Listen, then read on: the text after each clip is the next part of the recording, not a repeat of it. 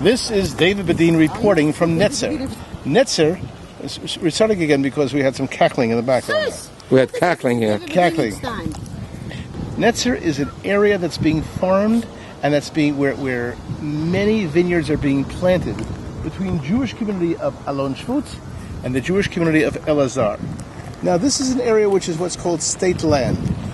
There's no private claim to this area. Therefore, it can be planted on, according to all understandings of the government of Israel and even international law.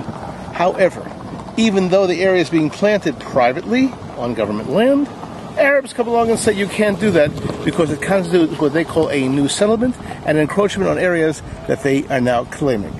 This is an area which the Palestinian Liberation Army would be placed in case of deployment in the next few months. The Palestinian Security Forces, funded by the United States government, have just completed their training in Jericho and in Jordan, and they expect to be deployed in the areas of Area C, which are contiguous to the quote-unquote settlements.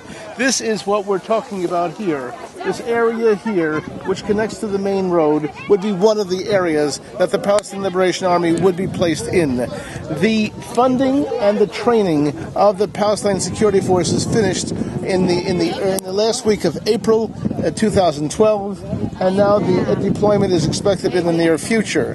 Whereas the Palestinian Security Forces were trained on the premise that they would be fighting Hamas, they now have incorporated forces from the Hamas into their training. This is a direct contradiction of what has been publicized about the PSF, and this is the security problem for the area in the future.